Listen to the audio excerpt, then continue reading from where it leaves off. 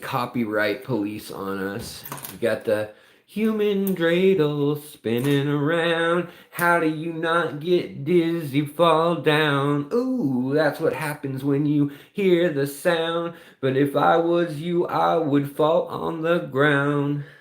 Pick up my legs and kick up a tack. Spin up a cartwheel.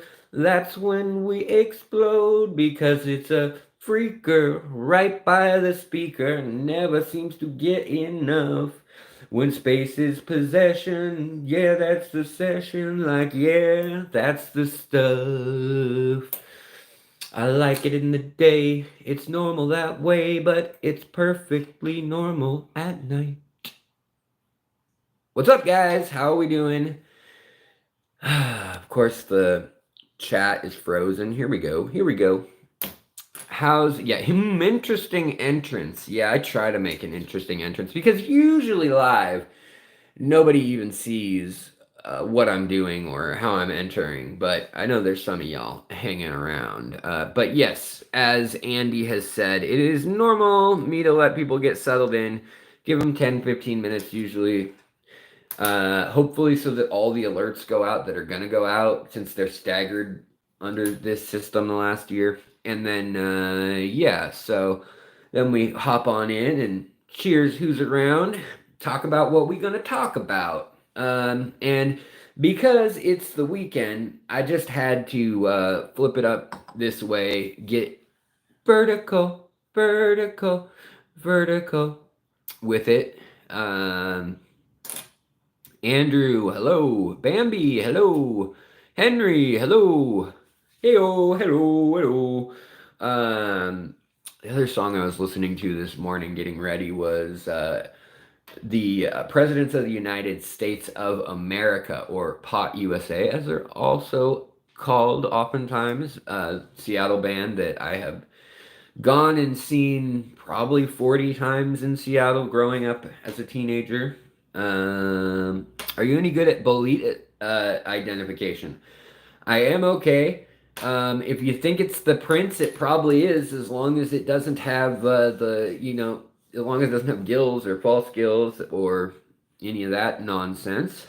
Flip Aquatic's promo code saved you $80 today. That's a code I haven't used in a while. I'm happy to see that it still works. I haven't, okay, so I don't have anything against Flip. I like Robert. He's a nice dude. He's always been really cool to me. But for a long time, he said, like, I'm only going to do U.S. shrimp. We're going to breed in the U.S. And kind of everybody rallied around to, like, raise that effort up. And him and Lucas Brett and Aquatic Arts and a couple other people were really trying to do that because disease had been such an issue in the hobby. Well, breeding in the U.S. is expensive and it takes a lot of room. And note, all those people are in the Midwest, which kind of makes sense, I guess. But they're all in like Ohio, Indiana, Indianapolis area is where Aquatic Arts and where Lucas Brett's was. And then basically, they realized that it was super expensive and it was going to take like 2 or 3 years to grow out the stock. So my assumption was that Flip would be growing out the stock in-house, but they decided to go full on wholesale and kind of take the market by storm, which is a smart business idea for sure. And they kind of did that. So they sell wholesale to a lot of shops and things, local fish stores, and to other online retailers in country, kind of as a almost transshipper role, I guess, would be kind of how to look at it. But do I work at Trader Joe's? I do the chalk work when they build a new store and when they have those big chalk signs that are made. I did that for years as a side job for insurance. So I did that 35 hours a week as a side job, kind of, or a second job, I guess. And then now, once in a blue moon, they'll still call me in when they open a new store, and I'll do that. But because of it, I've got all these hoodies and sweatshirts and T-shirts from Trader Joe's that are they're really well made, so I just wear them. Not that I like love the store or anything, but it's fine. Mr. Sardine, Fishery on Saturday night. Fish Tube is great. Well, I'm glad you like Saturday nights. I'm glad you like Fish Tube. I was thinking about it, and then hold on, Mike. What do you order that saved you $80? Yeah, I mean, because I think it's a 10%. So you bought $800 worth of shrimp. That's a lot of shrimp, but right on. I mean, you do you. That's the start of a whole lot of nice lines, I would assume, or one really really nice line. MT Coiner, what's going on as 1 month member? Appreciate it. I do. Um, let's see here. Also Jonathan, or wait, uh, who was it? Zoo Zero. I have a lot of experience with fungi, with mushrooms, but on YouTube they have not just demonetized, but they've threatened to kick me off YouTube now twice in 7 years of talking. And both times was not anything illegal. It was just because I showed how to. I gave my assumption of what a species was. One of the times was literally already picked in a kitchen, and I didn't pick it. It was a store-bought one, and I was talking about their features, like their anatomical features, and they basically said that I was encouraging people to self-identify them on their own, which is a dangerous task. I assume somebody reported the video. And then also, I did a nature walk looking at leaves and fungi and salamanders and stuff in the fall. And that happened again last year. And they actually gave me you get one more warning about this topic if anything related to fungi or any illicit topics or dangerous topics. So if I was saying how to skydive, then they could even actually, they actually brought up when I talked to them like on chat and requested them to like look at it closer. They actually mentioned the fact that I said that humans take erythromycin, which fish also use, and the fact that I pointed that out, and even in the video I said I don't condone doing that, but it's the same molecular chemical. They said that that was another instance of me being reckless. And so, yeah, so I can't really do anything with fungi or with, poisonous botanicals, or even tell people anymore not to pick this or that or whatever, even if it's like, don't do that. It's absolutely crazy. Alan, what's going on, buddy? Good to see you. Probably about time for an aquascaping competition. It is long overdue for the aquascaping competition. Yeah, there are a few fungi channels that they have just allowed to do whatever they want, pretty much. Pacific Northwest Mushroom Wonderland, and then also Crime Pays, Botany Doesn't, and Alan Rockefeller. All Alan Rockefeller, of which I'm friends with, he only does research. He is a PhD, but he only does research on psilocybin fungi. That's all I'm going to say. I literally don't want this to get cut off. But anyways, I'm friends with him. He has a channel and they post stuff. One of the channels has 250,000 people, and they'll actually show you how to identify. So I have no idea what is going on with YouTube's consistency, or if it's about X amount of people complain on one forum, because generally people kind of dig the nature walks. They don't get a lot of views, but the people who are viewing enjoy it, if that makes sense. Most people are like, oh, it's going to be a nature walk, I don't care. But the people who are like, ooh, I want to go on a nature walk and just sit and see what his neck of the woods looks like, some people like that, I guess. I enjoy it. They call it social media, but it's actually social control. Yeah, that's right. And Zoo, yes, I love Alan's cameos on Crime Pays, Botany Doesn't. I've wanted to, and I've tried to get to get him on the channel, actually. Not Alan, but Joey from Crime Pays but Botany doesn't. Uh, so we talked like way back when his channel had, before he was doing stuff for like Wired and stuff. And there was some actual talks where he was like, yeah, actually, that sounds fun. Let's figure out a topic like aquatic plants that we can chat about.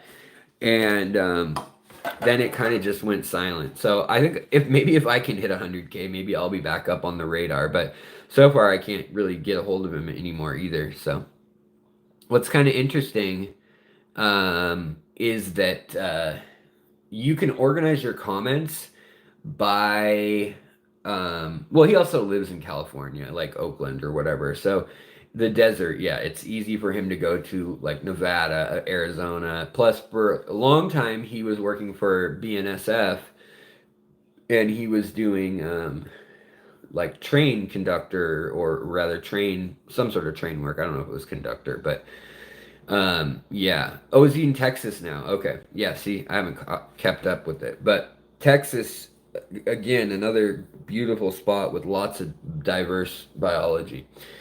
Mel, I know you hate this whole streaming this way.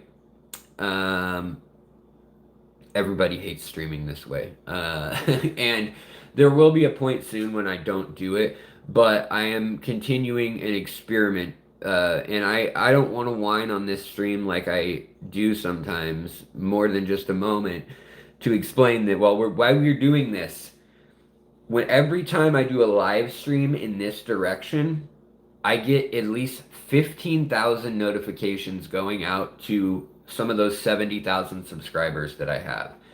When I do it the other way, it's usually around 1 to 2,000 that go out. So it's like almost 10 times more subscribers get told when I stream this way. And also, anybody who's watching shorts that is subscribed can happen to pop through, which is also great for the channel. But it's, yeah, my channel right now, like when I have been putting up videos, I'm almost so frustrated at the rate at which the videos are being, what do they call it? It's not like noticed. They call it impressions. So impressions are when somebody sees the clip scrolling down a home page or a trending page, or the video that's up next, it's like down there. Every time you see something, that's considered an exposure rate. And the amount of those should then, you should always have like, so say if they expose it to 1,000 people, then maybe 100 decide to watch. That would be a 10% conversion. If they decide that your conversion rate's low, they usually show it to less people. And at certain points, if things are just trending slower, like if my videos just haven't been popular or good, then they will stop showing them to your subscribers, and then it'll go down to even people with all alerts on, and it gets down into like a territory where it's actually really hard to get your video seen by anybody other than those of you who come check out the channel a lot, or who are in the chats a lot, live stream style, because it'll alert you guys. But anyways, so having this screen is what YouTube has sent out like 6 or 7 emails to creators saying, do that, and your impressions or exposures or whatever, your impressions will go up substantially. So the other thing they're doing is they want us as YouTubers to pay $100. You can pay more. You can pay 1,000. You can pay 200. They want us to buy exposure. So if you say, I want to pay $100 for this video to get 1 million exposures, Google is now doing that. It's like buying views and buying subscribers. And if you don't do that, they kind of throttle it, or they did throttle things earlier in the year. And the people who tried it, it was really effective for. They do things like hide the membership button, or they put it behind other things. Whereas some channels, you'll go on it if you've ever seen it, and there's like a colorful rainbow that circles the button. And then it'll even pop up on your screen on your cell phone and say, did you want to become a member? Do you want to subscribe? All that stuff is when creators pay Google. If it's going on otherwise, you're either on the trending page or you paid for it. Those are the two options. Otherwise, it won't do that. And so, yeah, it's kind of disheartening at this point. But, you know, I've been in it 7 years, over 7 years. We're coming up on 8 years in September. So I don't want to just complain every video, but that is why we're streaming this way for a while, to see if it helps at all. And then whatever, to play their game, play their algorithm game. Because basically YouTube puts out information every few days, every like 5 days maybe, every 4 days. And they'll say, hey, check out X, Y, or Z. Like this creator's doing a great job. And they'll basically show you what they want you doing as far as content goes. Like, and oops, sorry guys. What am I hitting here? I've got pressure on a button. Yeah, so that is super awful. I hate it. I hate it, hate it, hate it. But yeah, all right. So somebody asked a question that I wanted to get to. I literally don't know how to become a member. See, a lot of people are having that issue.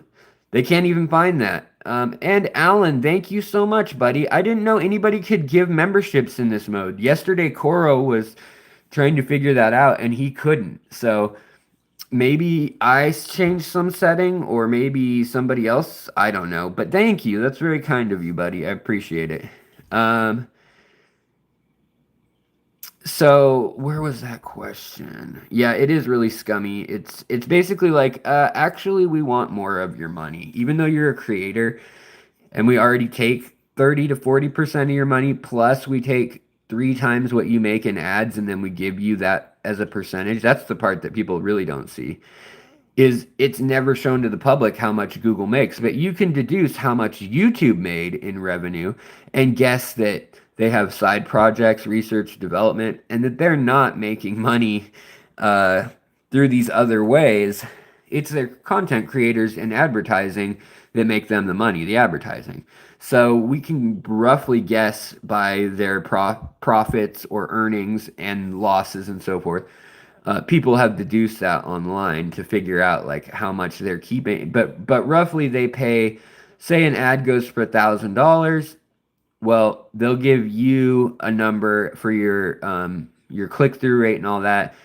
That's based on that, but it's they're not going to tell you the true money that they spent. So, or that they got paid essentially. So maybe Coca-Cola wants to put an ad in between the videos.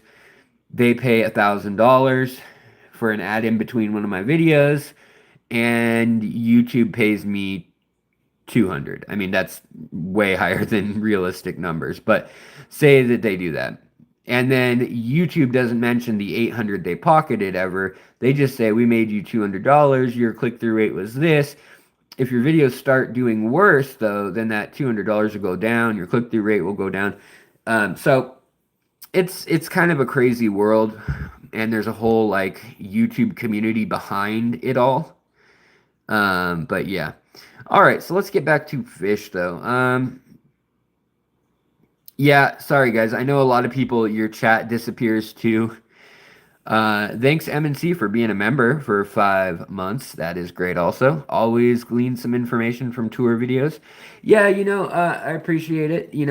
We try to walk around a little bit during these live streams, especially the ones like this. And then I'm trying to interact with the chat. So, I know the angle is annoying and it looks small, or maybe it looks big on certain things, but on phones it looks larger generally. It isn't that easy to figure out how to become a member. Yeah, in some formats for sure. Like if you don't use the app, it's darn near impossible. If you're using the Face or the YouTube app, then you have to, I think, click the three little dots, get out of chat, and look around how to be a member somewhere on my channel. um, there was a question about, was it laterite clay or something, though, that I wanted to look at. And then we were going to talk about some endangered fish. Let's see here.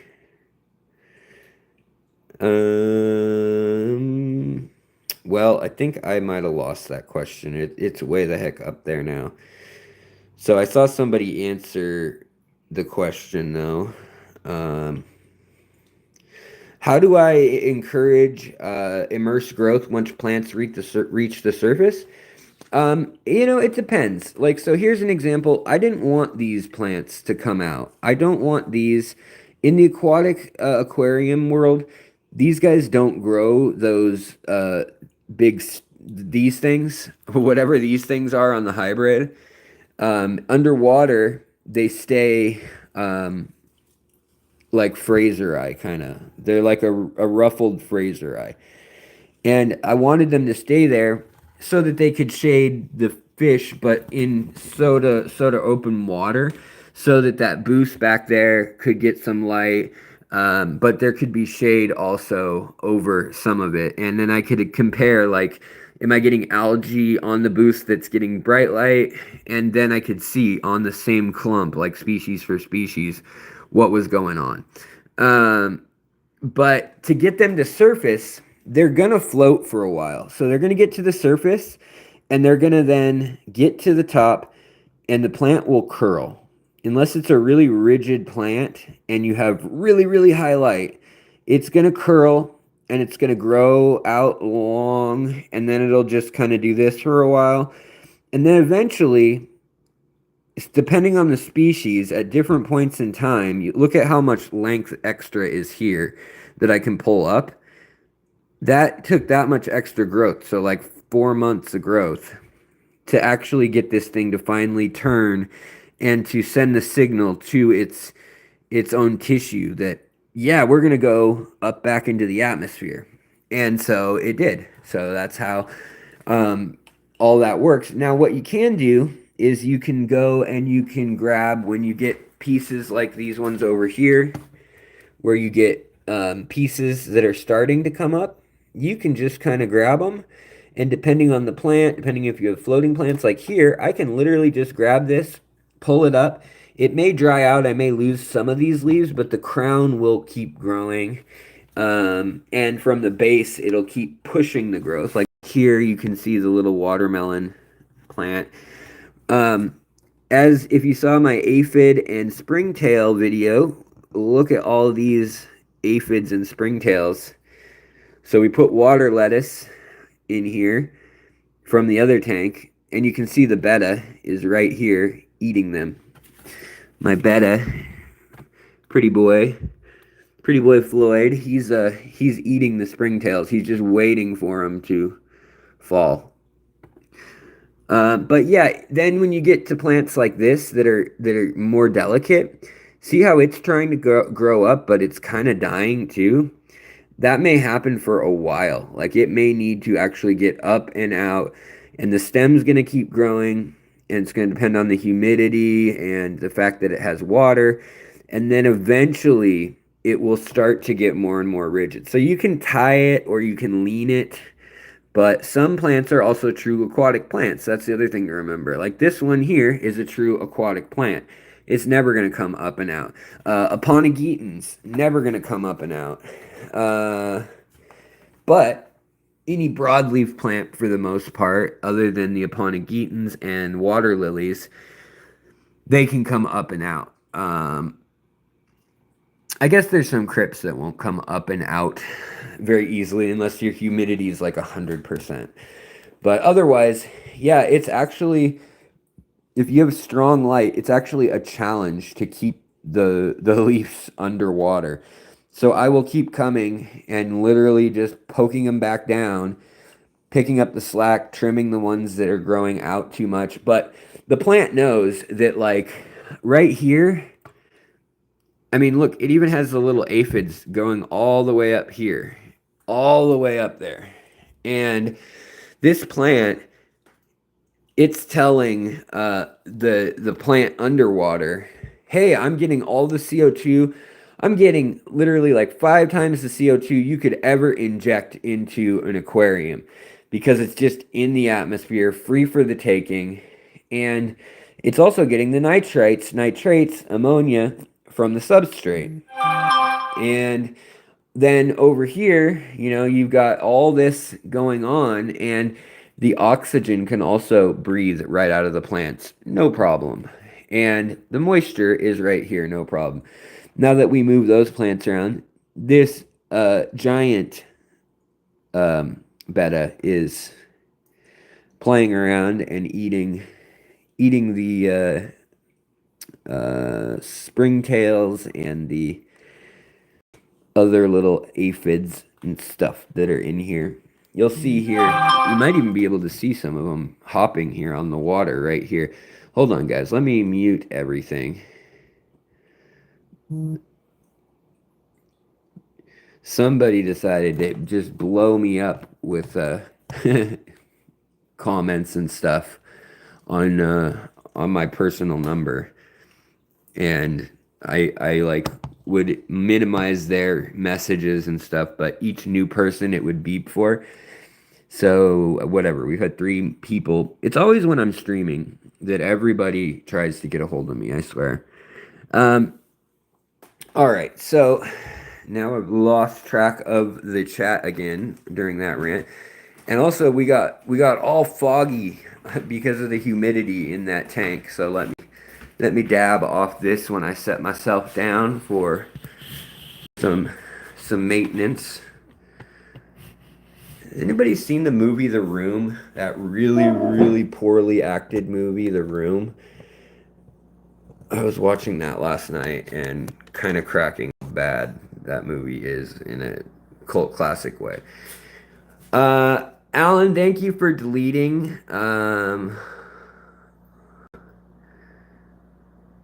Alex, I would never say it, but I have no shame. 100 viewers, 18 likes. Let's pump it up. Yeah, pump it up, pump it up, pump it up. And thank you for booting whoever was being obnoxious. I trust that they were being obnoxious, and I trust that you booted them. So I'm so glad you are here. How can I hit your link and show my planted tank? Just come on to the Facebook group. That's the easiest way. Or you can email it to me.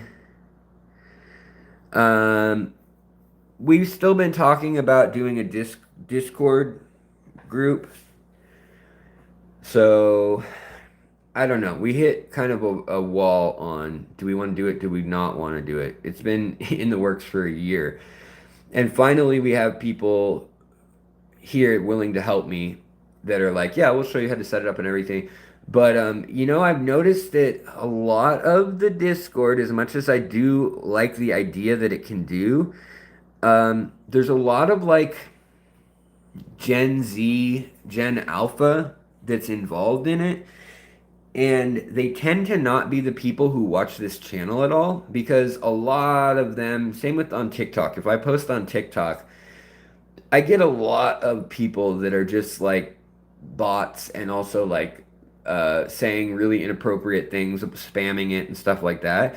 Whereas on YouTube, that does happen a little bit now that the channel's gotten to this size, but it's nothing like on the other platforms. So there's something in the Facebook ecosystem that's actually pretty friendly to the channel, and there's also something pretty friendly to the channel on YouTube. Okay, Jan VOA. Alex, the question about clay and first class fish answered right on. First class fish has a great answer, I'm sure. I have faith in him. I have faith in so many people on here. So, oh yeah, adding clay, monillerite. I don't know the name, that specific name. I'm assuming it's diatomaceous earth of some sort. But yeah, thank you. Let's see here. Alex, have you ever kept Xiphophorus milleri? No, I have not kept that I've not kept that sword. Or is that a malt? No, sword. Yeah, sword. Also, let's see here. Juices, what's up, man? Tom York, what's up? Problem with Discord is they get weird. Seafather Fish Discord. Yeah, that's the thing is I don't have time to babysit and to give like ranks to people and to like make other people, some people better than others. Like I have time to give people who've been watching this channel for 4 or 5 years that I know personally now, like Alan or Mel or whoever, there's quite a few of you, First Class Fish. Lots of you have been on here for a while now. And after a year, but especially when it's multiple years, I'm like, I know I can trust that person. I can make them a mod. They can handle it. And I don't want anybody to feel obligated, and that's why I have kind of quite a few mods. It's just who's going to be on at a given time. Usually there's one, though. I wish there was some Medaka around me. They're so expensive online. Alexander, you can order them from individuals. I would try like Aquabid or the Medaka Fish Farmer on Facebook.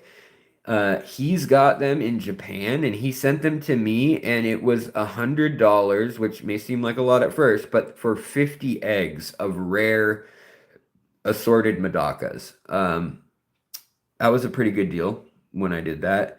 So maybe check that out. Maybe buy like a vial of 25 eggs from somebody in the States and you wouldn't have to pay such a high amount for shipping. But definitely buy the eggs if you're worrying about the price. Buy eggs instead of the fish. Granted, buying the fish will be better. But yeah.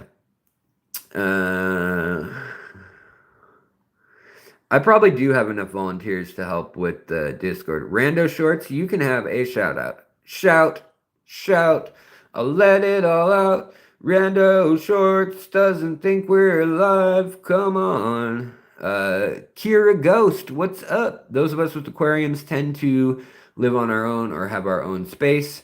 The young Gen Z and living at a alpha at their parents' home or in college don't tend to watch these channels, I guess. I kind of wondered about that, if that's what it is. I think that could be it. Gen Z is old enough to have their own space now. I mean, most of my millennial friends don't own houses in Seattle. It's $1 million to own a house most places.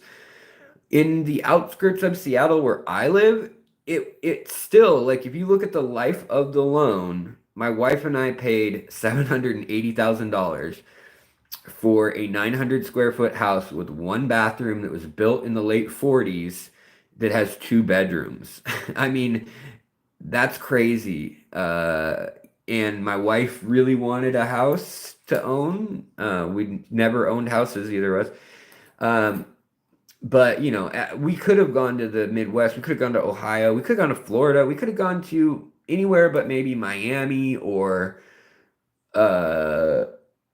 San Francisco, New York City, kind of those areas. And we could have gotten a place, I suppose.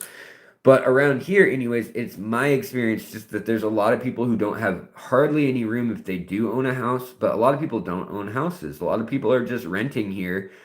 A lot of millennials also, like me, I've finished my college degrees literally in 2008 when it was like doom and gloom. All the stocks that I had played with, because I started getting into stocks during grad school, and working, paying school, kind of hustling other ways to get money, and stock market, that tanked. The mortgage market tanked. I mean, it was just crazy to see. And I think it scared a lot of the millennials away too. But that being said, I do know a lot of millennials who still have at least a fish tank or maybe a closet full of them somewhere on a rental property. But then there's others who are doing great, have big old basements and stuff. So I shouldn't 100% judge. But yeah, Alan says I paid 1/4 that for double the space and a decade's newer home, but in the middle of nowhere. Always a trade-off. Yeah. For sure. Celtics or Mavs? Celts. Celtics. I should have come to Ohio. I should have. You're right. I would have been okay with that. especially because of all the native fish there. So that's what I wanted to talk about today too. Is the idea that yeah, the crash would have been a nice time to buy a house. I literally there were houses so cheap at that time, like 28 grand for like an old beater rundown house that you totally had to fix up. And I was thinking about like, maybe I'll just buy one and fix it up, see what happens, you know.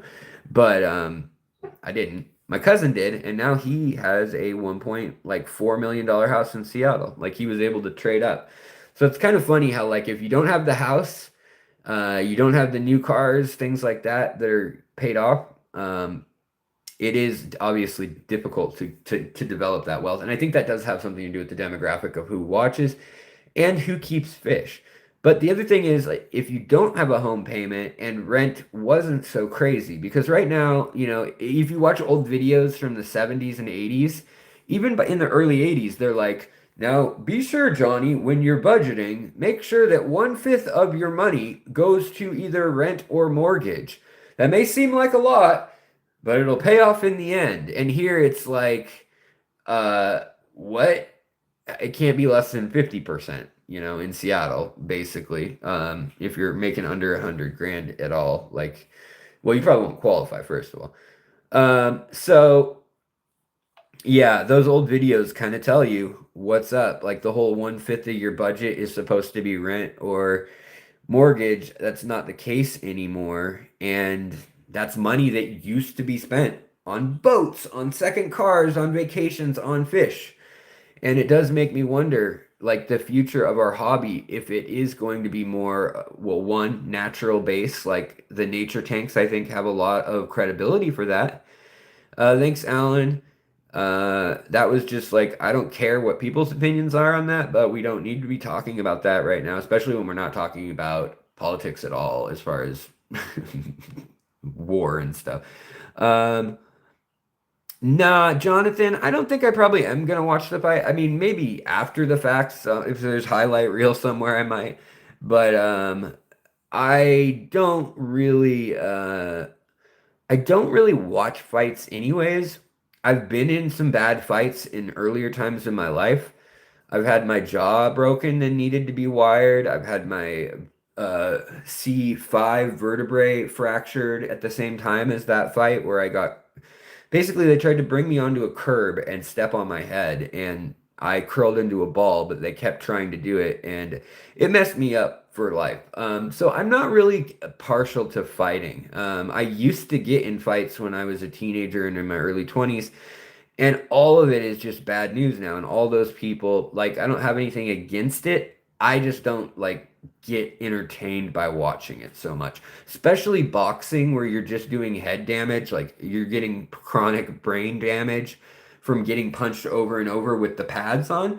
Bare knuckle, actually, I'm more likely to watch because the skin will break and also there's less of the actual G forces. Even though it looks terrible, it mashes you up, it scars you. It is actually better on the brain, they've found in research that I was looking at. So, but yeah, I'm probably just not gonna be that interested in watching. I mean, maybe Lucas, I'm friends with him, so maybe that fight's interesting in that respect.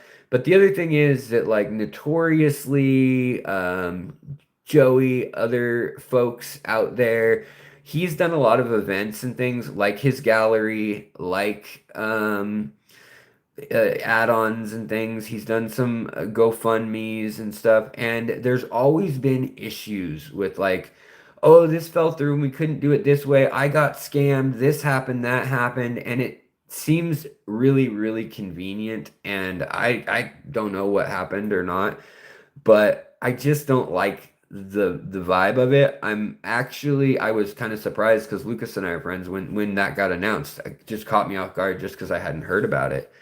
Um, but yeah, so I mean, I know that though Lucas is taking it seriously. He's, you know, getting in shape and conditioning and stuff, but it just feels like what does that have to do with fish keeping? I know it's the thing to do, but it's kind of like we're all going to do this because Jake Paul and KSI started this or what? Um, I just don't quite get like the whole thing. We could raise some money for charity, maybe some other interesting ways. Anyways, I don't know. I don't want to spend that much time on it because we can talk about it elsewhere. And Tarip, thank you so much for the super chat. I really appreciate it. Um, let's see here. I don't actually know Manchester City.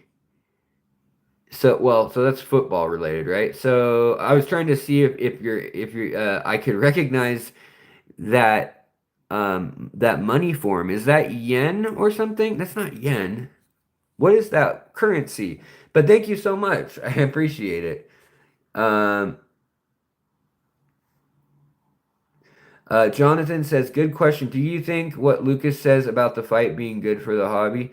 I haven't listened verbatim to what he said anytime recently, so I'd have to go back and do that. But um, I don't know. I'd just rather spend my money elsewhere. And as a influencer, quote unquote, I hate thinking of myself that way, but I suppose it's true.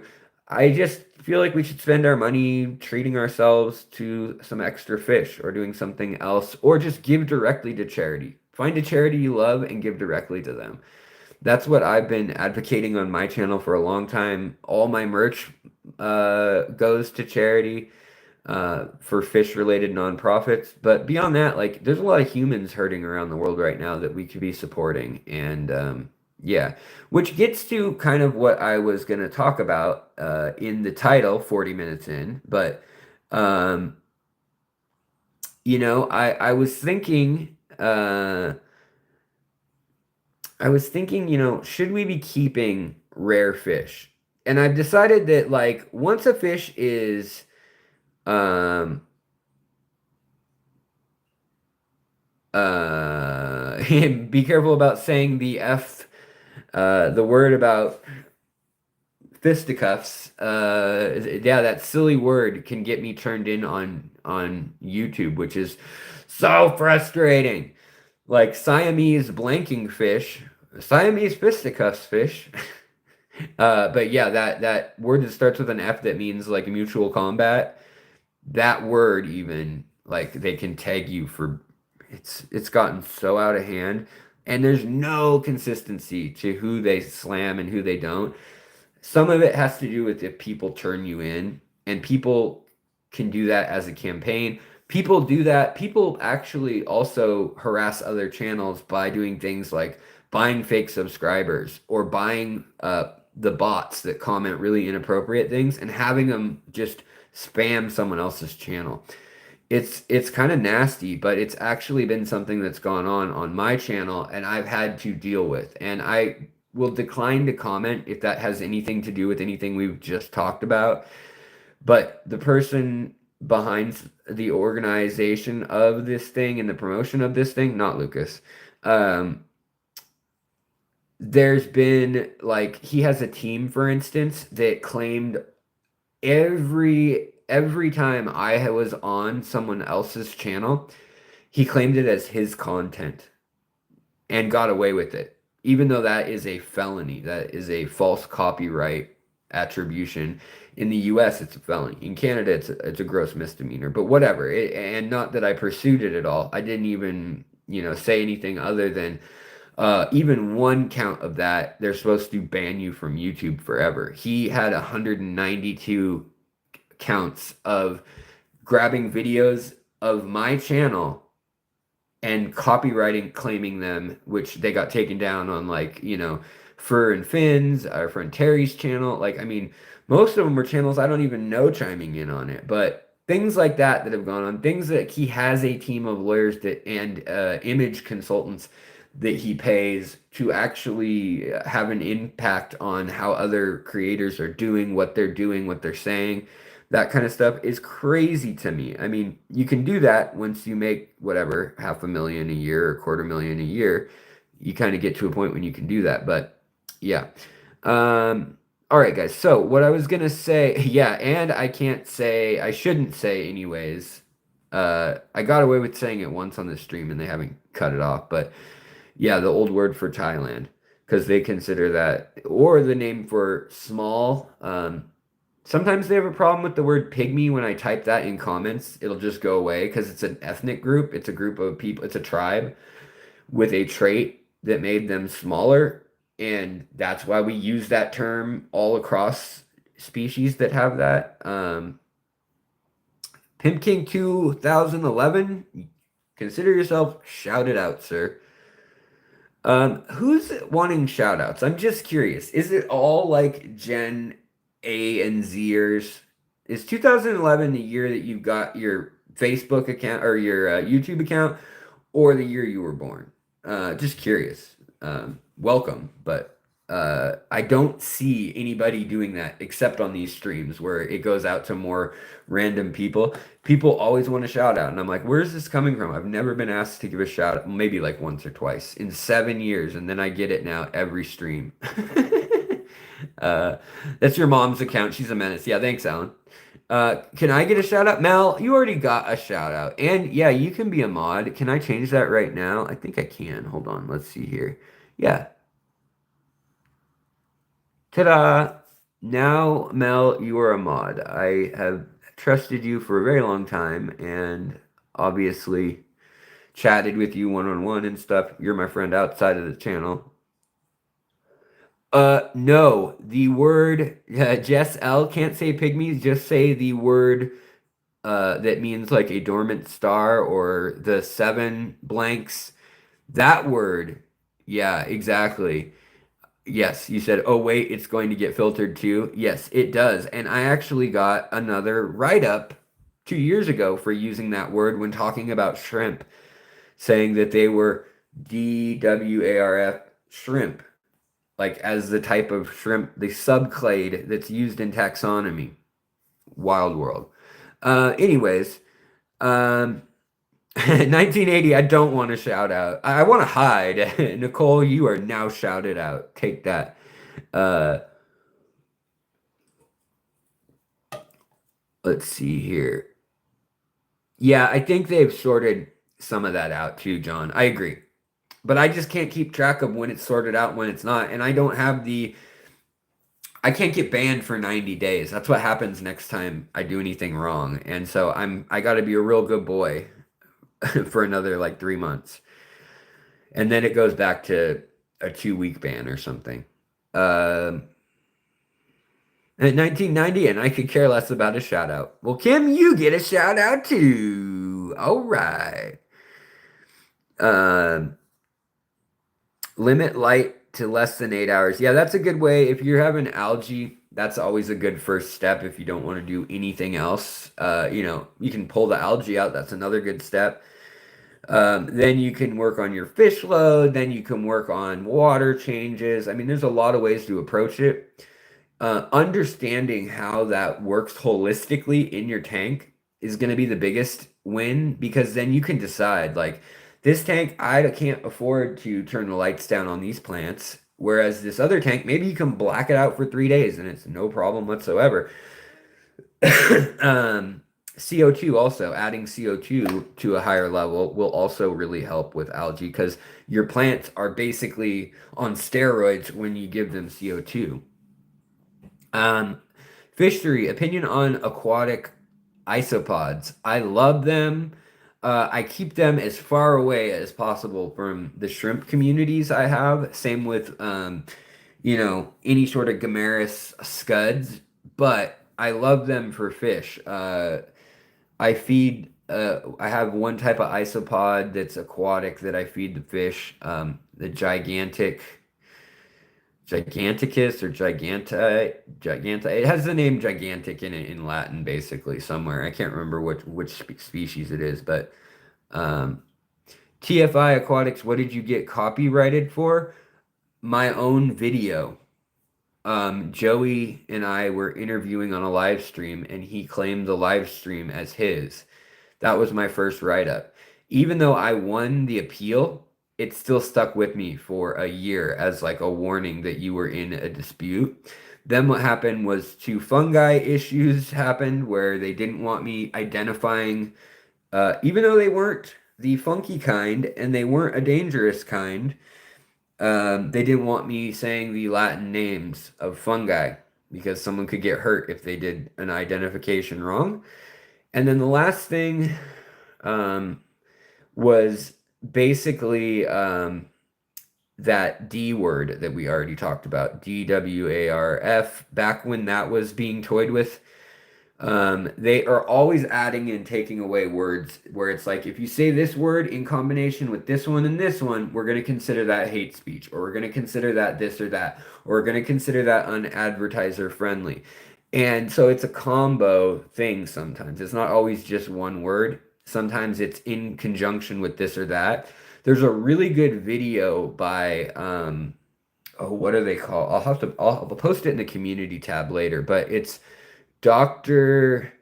Discontent, is that what it is? And something City.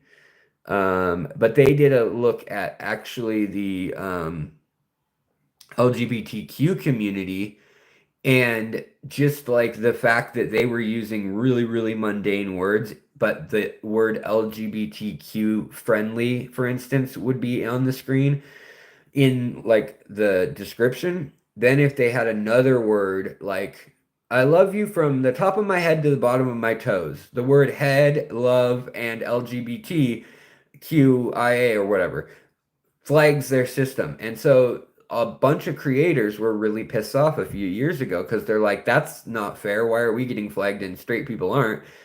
Just because that word is in the mix. Well, then, then there's the whole gun. Oh, I said it. Now this stream is probably it's probably already gonna be locked up and kept away. But yeah, like all those YouTube channels that were doing hunting and doing like reviews of firearms and things, those channels all got like pretty much gutted or banned. Pretty crazy.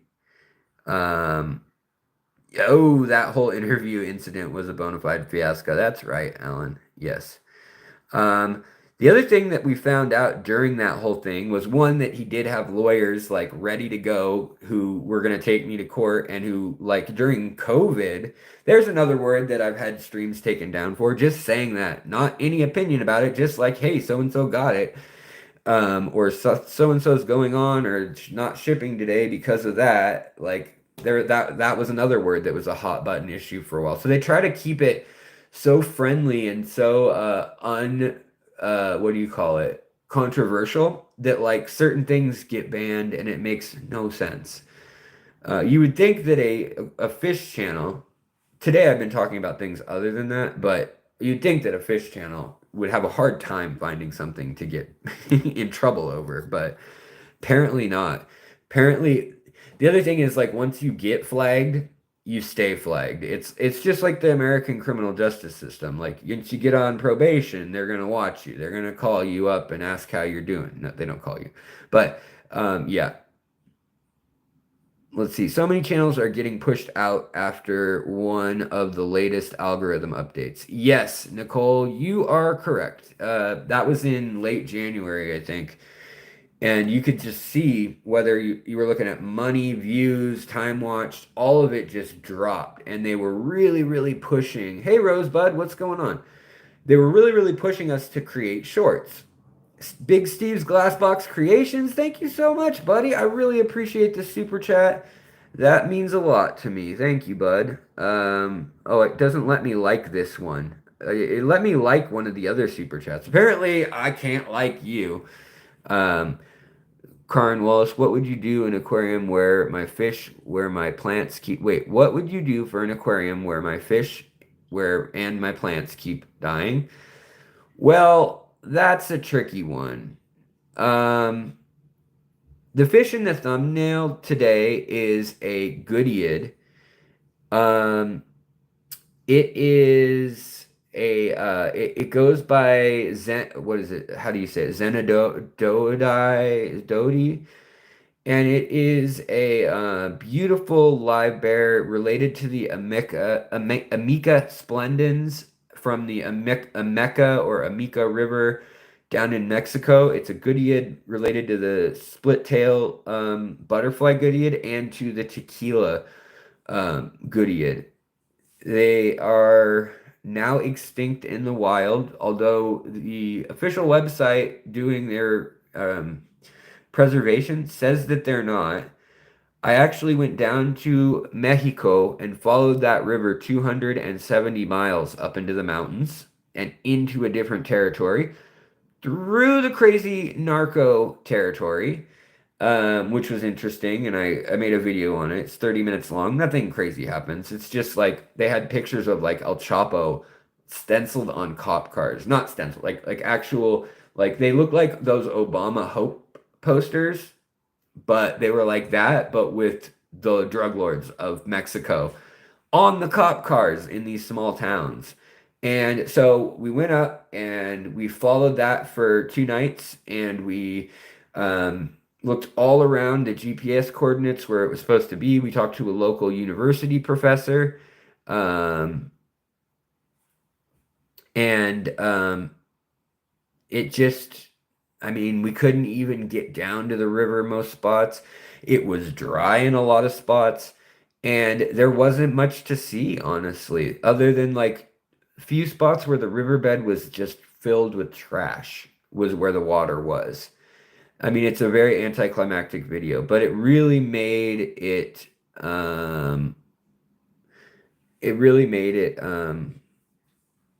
kind of depressing. Yeah. How do you get something like that back through customs? I didn't bring any fish back. I didn't find any fish. There weren't any fish. There were just carp and like mullet and shad, like saltwater fish that had come into the entrance of the bay and then up the river a ways. That's all we found. Maybe some little bullhead catfish upstream we saw, and then somebody had caught tilapia, which of course is not native, and that's part of why the Goodeids are going extinct. But yeah, pretty wild.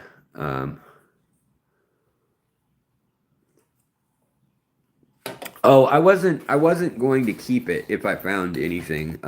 It was to view, and I had talked to Professor Vasquez Valdez, which I love that name, at the University of Veracruz, and he was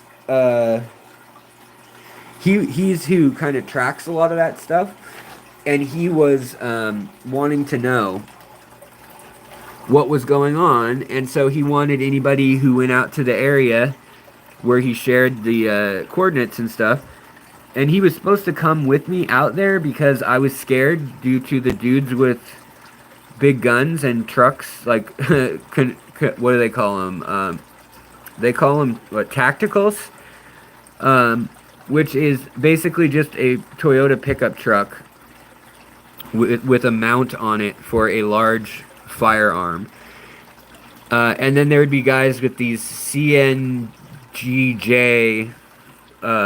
t-shirts on, and it would basically have a sign and checkpoints that said you are now entering the control of the CNGJ or JG.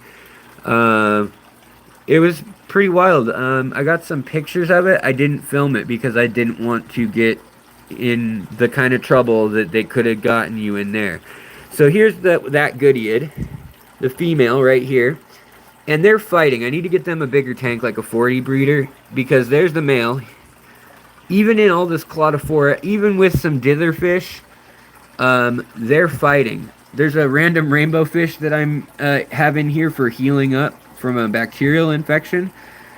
And there's a random betta, which both of them have held their own. But the Goodeids, man, they're chasing each other all around this tank. Like mad. I mean, now they're doing mating dancing, so I don't know. They're live bears, so they should have babies, and they're full grown right now. I got these from Corey at Aquarium Co-op, in that he brought them into the store and priced them at $10 a piece. I don't know how much he paid for them, but that was a steal of a deal. So I just totally got them from him and was super stoked about it. Yeah, this female has babies. See the black in her belly? That's developing fry in a live bear, as you probably know. She also has a white mark on her lip, which is from fighting so much with the male. And there's another female in here. And this is the color of the males. Oh, there's the other female right here. No white lip on her. Oh, here comes the male, though. So the males are downright aggressive in that species. And they are in this species, too. I just put a joke up on Facebook, because I'm a boomer. But these guys, that black chin of theirs, underneath it, that long stick, that is their gonopodium. And in live bears, that is how the male passes off the genetic material. And it's a V-shaped or kind of a creased fin. And basically he has an opening there, and then that stuff goes into the V of the fin, and he squeezes the fin, and it goes all the way to the end of the fin, and hopefully then he can go up to the female and kind of hand that over to her, or into her. And these guys have the unique ability, I've not seen any other live bear that can. They can take that giant gonopodium that is half the length of their body, you see it there, he just did it, and they can put it forward. So they can literally ram them full speed, swimming full speed, and impregnate them. It is an interesting little live bear. This is a Costa Rican live bear here. Here's another female, here's another female, and then we've got a few males. This male actually has an extra black spot on his head. But these are called metallic live bears, or black chin metallic live bears. And they're pretty small. They're pretty cool. How did I get a hold of them? I don't really know. I've never seen them in the hobby in Seattle. So I was really excited. The fact that somebody had them at our fish club. So that's cool. But the males are relentless. So definitely, if you ever get these things, get like 6 females and like 2 males or something. Or maybe I should just word that as like one male, 2 females. She's about to give birth. She's gonna have 1 to 3 babies, and the babies are also in here. And the males are not super nice to the babies. There's a mid-sized baby, but there are some like itty bitty teeny weeny babies right here. See them? And they're super full because they have lots of little scuds and things to eat, but they'll also eat algae. Most live bears, when it comes down to it, they will eat algae, and that's pretty handy. Okay, here's another new addition, guys. I couldn't help myself, but I bought these.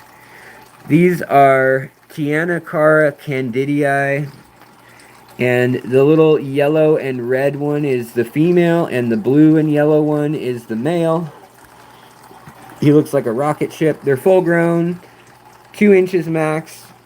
They are one of the smallest cichlids in the world, and I love them. They're super fun to watch. They are real big on eating live food, and so a lot of people don't like to keep them because of that fact, like because it's kind of a lot of work to feed them.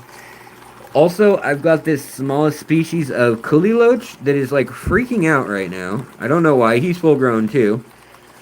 Earlier today, though, I lifted up that pot, or that little cave, and he was under it, and he just started going wild. Like, it's almost like the sun hurt his eyes. And now he's been hanging out over here, kind of freaking out every once in a while. So I'm kind of worried about him, but I have no idea what I can do to help him.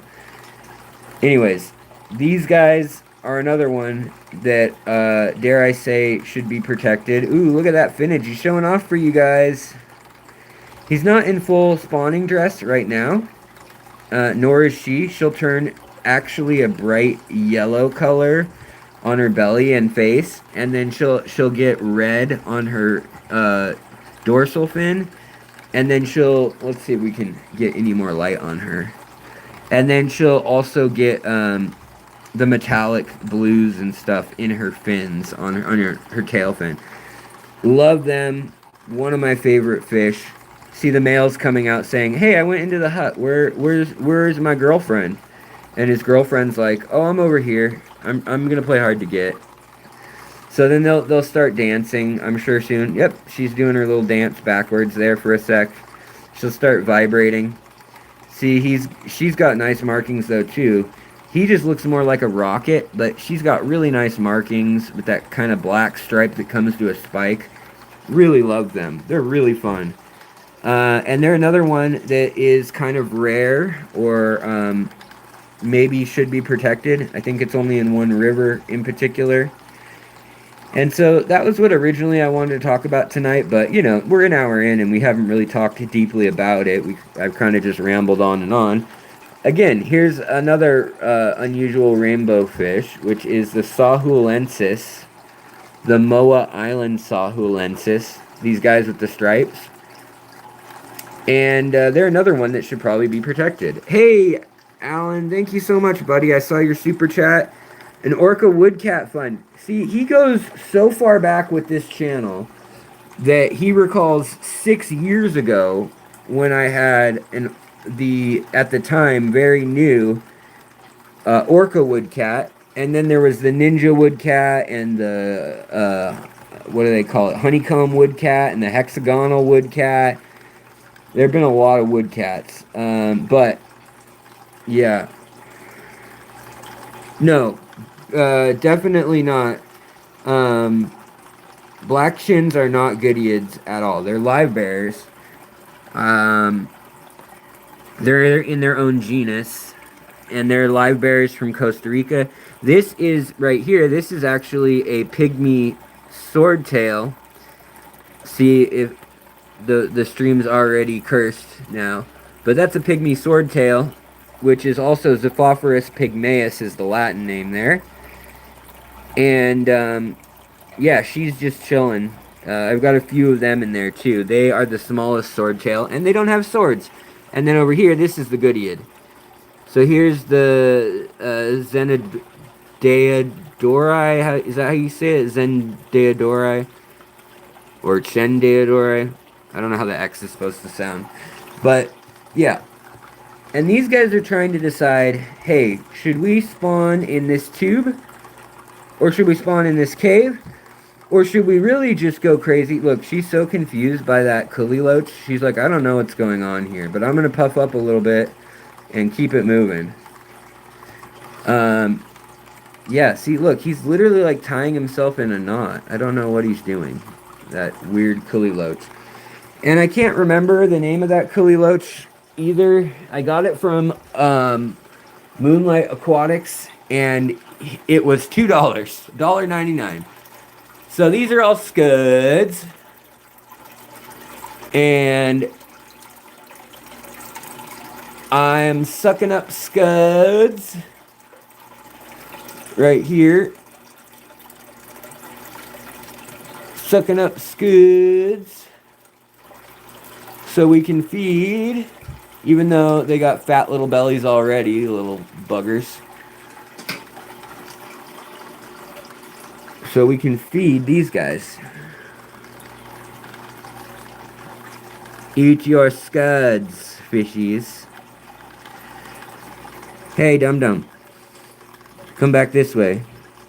Eat your scuds, dum-dums.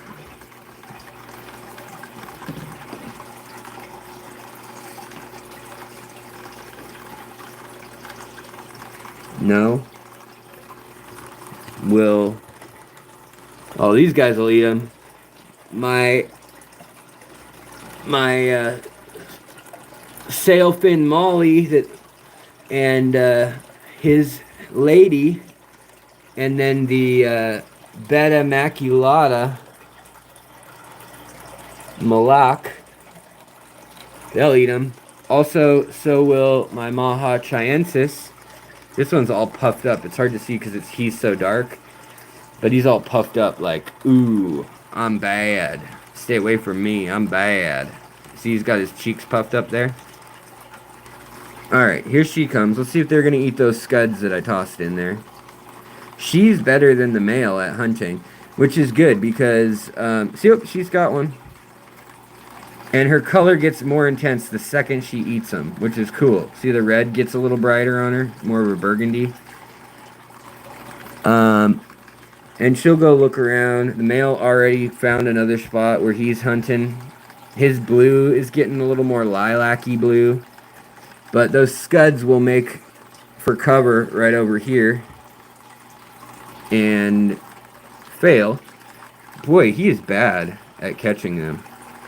She's good. Like, she usually gets them, and it's like night, light out. But I am really just hoping to look. He had just had 2 in his mouth, and he let them both go. He has let me down. What's that? I think that's plant material. But she's the one who never misses. She's still confused by whatever this Kuliloach is doing. These are like a cave Kuliloach that's like barely has eyes. Like if you look closely, they're like almost albino or translucent. So I don't know what's going on there, and I feel bad for it because all day it's been out in the open and just kind of doing that every once in a while. Anyways, if every cichlid you've ever gotten bred after 2 days in your tank, do your cichlids tend to come from stores with hard water and you have soft water or acidic water or tannic water? Because that's one way that like a lot of cichlids will breed. But I mean, if you just have a nice ecosystem and you're taking care of them well, they'll breed like that right away. These ones started the spawning behaviors right away, but no babies right away. Also, my red arc pencilfish are almost as red and as strong as like the rare ones. These are just the red arc pencilfish though when they eat scuds all day. And then here we've got the baby Eunonalis cruatus. And then we've got another baby over here. The babies have a funny looking mouth. So see here, the babies have tiny little whisker onodontodes, and they have a snub nose. Whereas the adults have a much longer snout, like right here, that's a male, that's a young male right there. And they're, an inch and a half to 2 inches as adults versus this one's an inch long. And then here is another young male. We'll wait to see if the females come out when I poke around. There we go.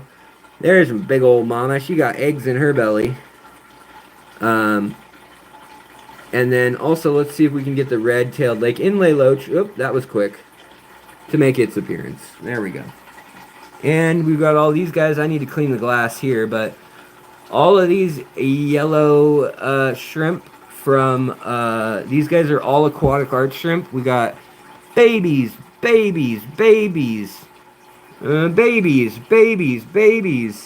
lot of pregnant shrimp right now, which I'm stoked about. And then we got some little chili rasboras in here to help eat any sort of, like that, planaria. So that keeps the planaria down pretty low.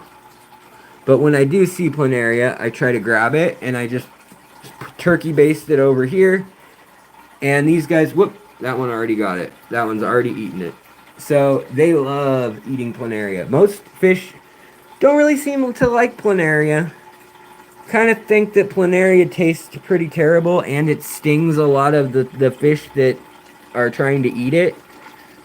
But some fish, there's a few of them, a few loaches in particular, dojo loaches, they DGF.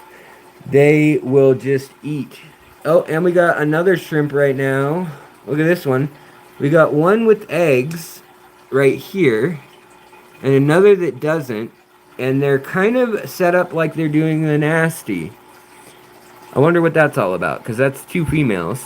And then we got a female with eggs here, female with eggs here, female with eggs over here. So hopefully they'll all have babies soon, and that'll be exciting. I'm excited about it anyways. And these chili rasboras have a kind of greenish, lime green hue to them from a certain angle, which is kind of weird. But I like it. I'll accept them. I'll name them as my own. And we got this betta hanging out. I need to get her ready, or him ready rather. And then this gal. And then over here, we got all the green shrimp that we saw the other night. The yellowback green shrimp. Those are all from Aquatic Arts also. And by the way, guys, Aquatic Arts has some pretty rad fish right now. And then we got all these baby guppies in the glass guppy. I feel like this is all replay. Like, if you missed it, you might have missed it recently. But now we've gone over the fish room several times. I've got to sheetrock, maybe even adjust the entire integrity of the entire fish room ceiling, because we had all those crazy leaks in the ceiling too. The old lake inlay tank has these heteroforma? Heterotropha? I forget the actual species name. But these are the Trigonostigma. So they're related to the espy, the lamb chop, the harlequin, and the Somfong rasbora.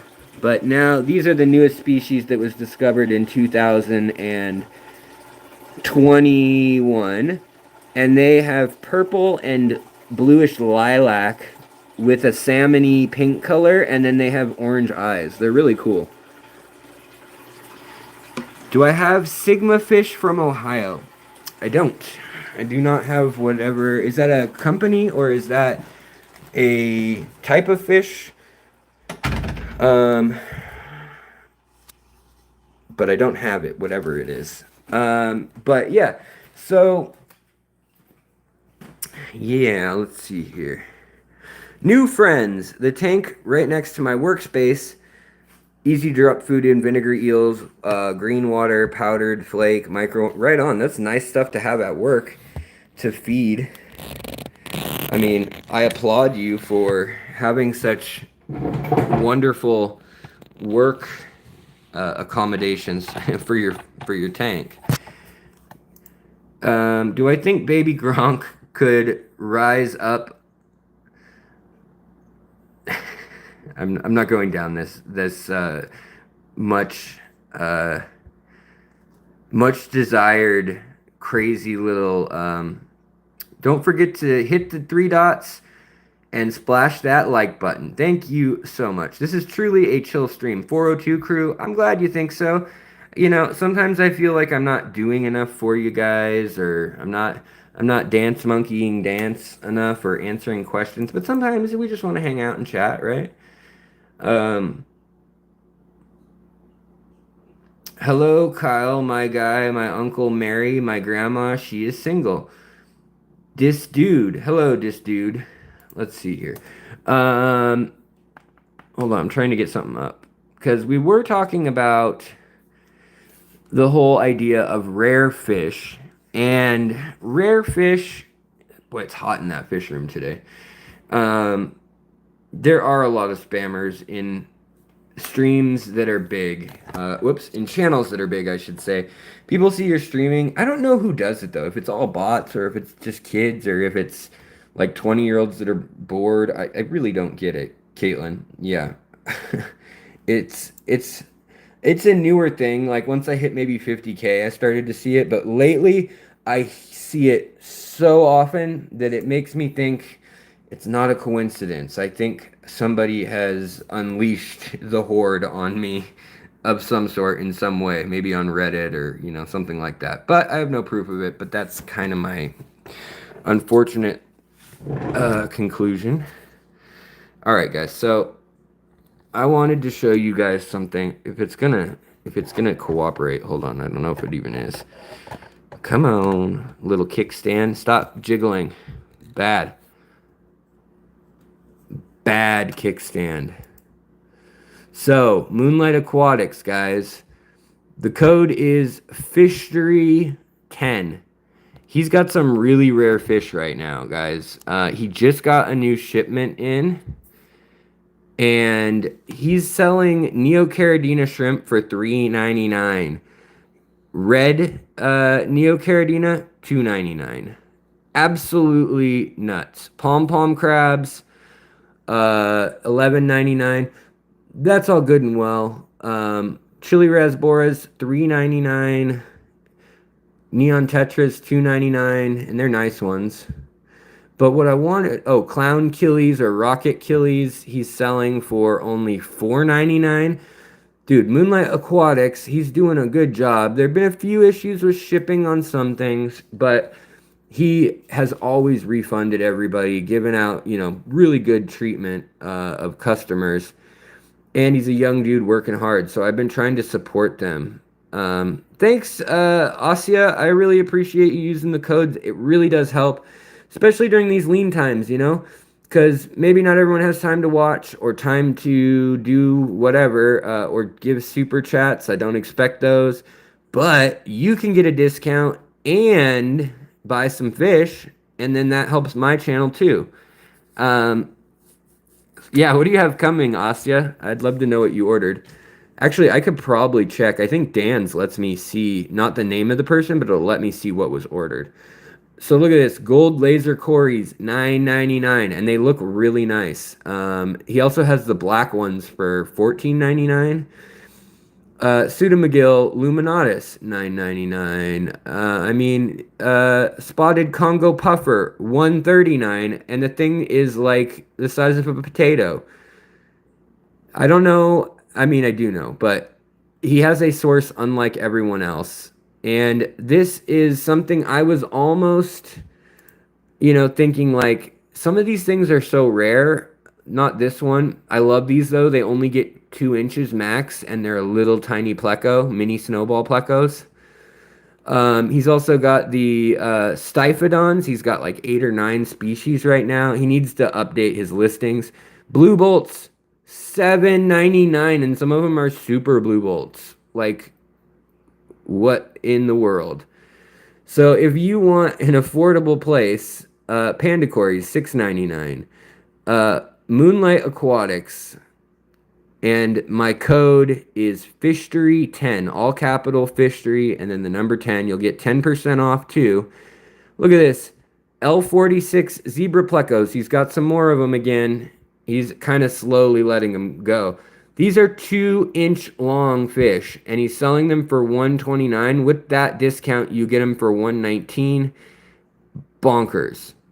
I mean, these fish were going for $250 minimum as brand new hatchlings. I've never seen them anywhere near that price. So his pleco prices are unreal. His Scarlet Baddest for $6.99, really good deal. His shrimp Pinto Galaxies going for $9.99, and boas for $9.99. Steel boas. I mean, the dude gets crazy deals on shrimp and plecos, and it's because he has connections that no one else does in our country right now. He has some anonymous connections overseas, and I can't say more than that. But L136B plecos, these ones are pretty incredible, and they're like 6 inches long, 5 or 6 inches long, fully grown, real cool looking. They're white spotted, and then they have like kind of a white blotch on some of their body, which is kind of weird looking, but kind of cool. You check them out. He's got the A and the B in the shop right now. Yeah, look at this. Black Venezuela. They are the Corydoras schultzi for $14.99. These are $38 at Aquarium Co-op. He had a Corydora Aeneas, or Equus, sorry, the Horseman Cory. He had those for $19.99 when they're $85 to $90 other places lately. I've seen them for $34 or $40 though, actually, at I think Aquatic Arts had them last a good deal. But yeah, they can be really expensive. The mini snowballs, Alan, are super rad. I love them. They stay super tiny. And they also eat algae. They're omnivorous too, so they'll eat planaria and stuff a little bit too. But again, he's also got over 40 species in his shop of rainbow fish, including fully grown out to this size. So not full grown, but like 3 to 4 inch long in a lot of cases. Rainbows. I mean, it's bonkers. I don't know any shop that has that. Cali Web, Chilotharina fasciata. People are paying $100 a fish for these from Gary Lang, buying, just the eggs for hundreds of dollars at auction in Seattle when they first hit the area. And now everybody kind of failed on their colonies. I don't know if everybody has. Most people have, though. I mean, look at these Aves Creek or Ave Creek, however you say that. It's Australian, so I think it's Aves Creek. But they're the most extreme Bosemani coloration pattern. They're black to like fiery orange red. Super cool fish. 19.99. And he sells them looking about like this. I mean, that size and everything. That was just a picture out of what he's got in his tank, just like these angelfish. That's his tank at the shop. It's I mean, I don't know if these prices are sustainable, but I'm like, cool, dude. Oh, here we go. Corridor Equus. I'm mistaken. They're $29. Oh, they're sold out right now. They were last $29. Yeah, like I was saying, they were $84 on other websites. He's got albino arowanas. Those are cool. These aren't albino though. They're actually that's an albino right there. See its eyes red. This one has a blue eye, so it's actually leucistic. It's got the yellow. This one kind of has some yellow too, but you can see it's got red in it also. So one's that. They also still have two, I think, of these, which I was tempted, but I don't have the room for them. But 140 bucks, 149 bucks, plus you get 10% off. The tiger and leopard moray eel morph. Freshwater their whole lives. Absolutely nuts. The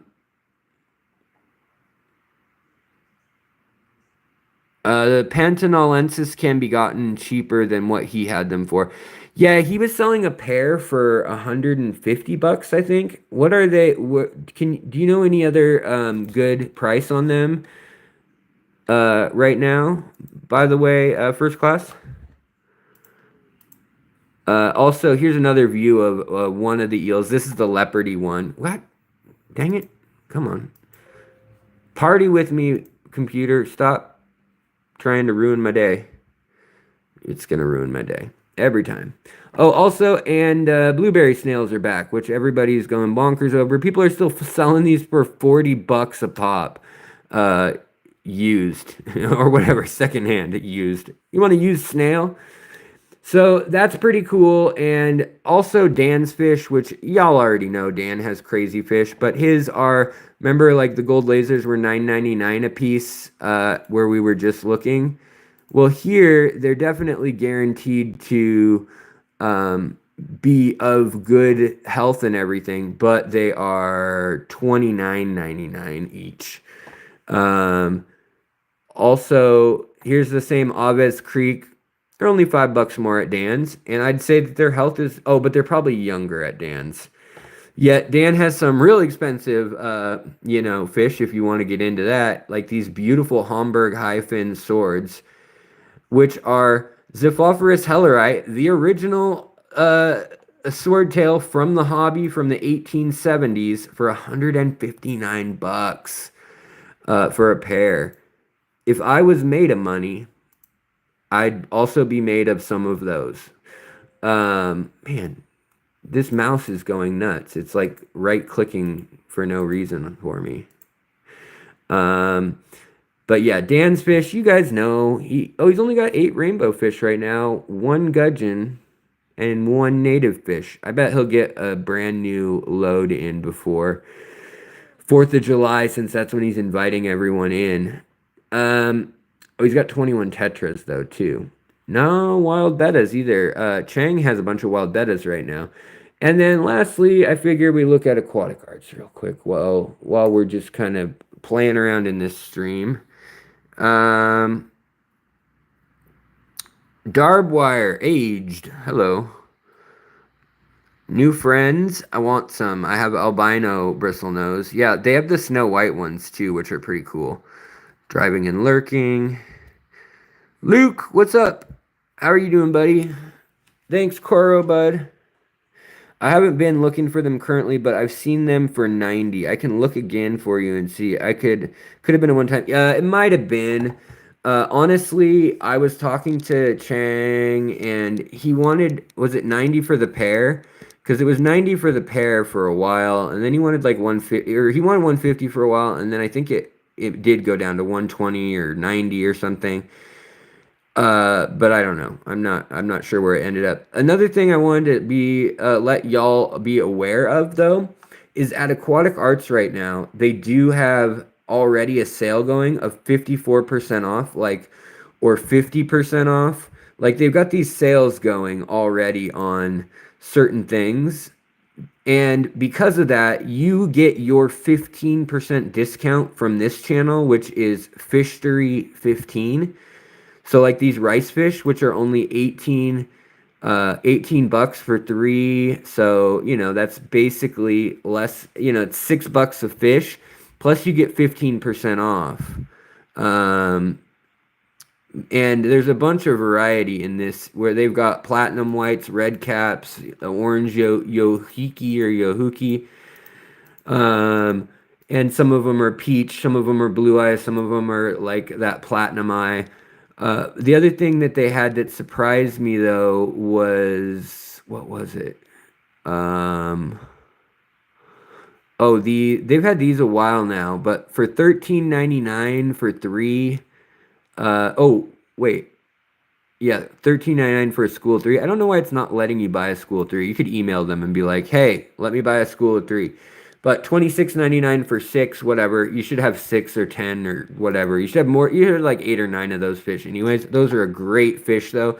They get this yellow and orange fin right here, and then the males turn like an orange color when they're spawning. Super cool. Um, Also, they had, what was it? Yeah, see here, their black Schultz eyes are 86 bucks for, it's probably for three. So that comes out to what? Like 30 bucks a piece basically, instead of 15 at Moonlight. But then they have other things that you just can't find anywhere else. Some of this rare Tanganyikan hybrids, some of the Apistos that are always good standbys. They had something though that I was like, oh, I got to tell everybody that that's back in. And I can't remember what it was. Oh, they do have the green Aeneas Cories back in, which those are nice. The Bloodfin Tetras are nice too. Um, yeah, I'll show you if they have angelfish. Well, oh, right. So they've also got these. I don't know why my mouse is acting so crazy. But they've got the serpent loaches and the botia loaches. These are really cool. I want to order some of those. I don't know if I can afford it with shipping and everything, but I want to. And then, see, already 7% off. They've got down from 41 to 38. Plus, you get the 15% on top of that. But those I love. Then they've got the lamb's chop. These guys love those, obviously.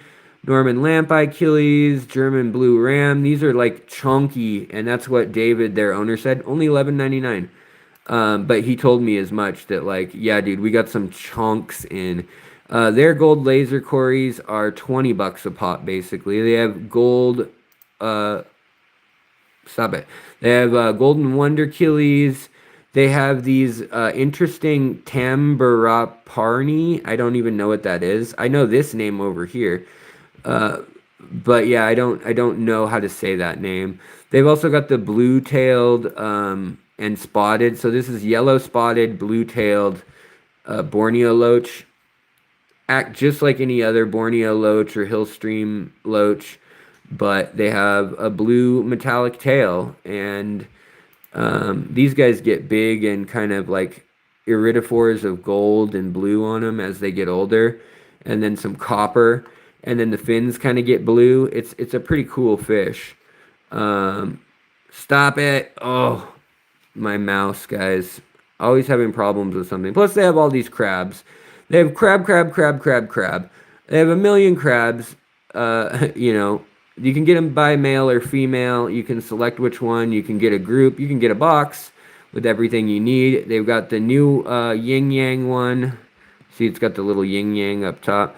And then they've got the Halloween one, the tomato one. I mean, they've got the disco one, the orange disco, the orchid vampire, the golden eye vampire. I mean, They have so many. It's absolutely bonkers how many they have. There's some that are sold out, but yeah, most of them they have. Fish, I was gonna try to finish this up. Where were we? We were on page 3, I believe. Let's see what can happen when we believe. Okay, so here we've got more cockatoides. We've got some little batis, 3 of them, the Myanmar species. What was the one that I was trying to? I was trying to be all excited. I was I was not trying. I was all excited about one of the fish they had that I was like, why does Aquatic Arts have that? That's kind of crazy. Oh my, stop ruining my life, Aquatic Arts website or my mouse. Oh, hyphen sharks. These guys for 30 bucks. The Chinese hyphen banded sharks for your pond. Also, the saddled Biochar. This is like the most dinosaur looking one. Only 14.99. Plus you get 15% off, right? I mean, yeah, right.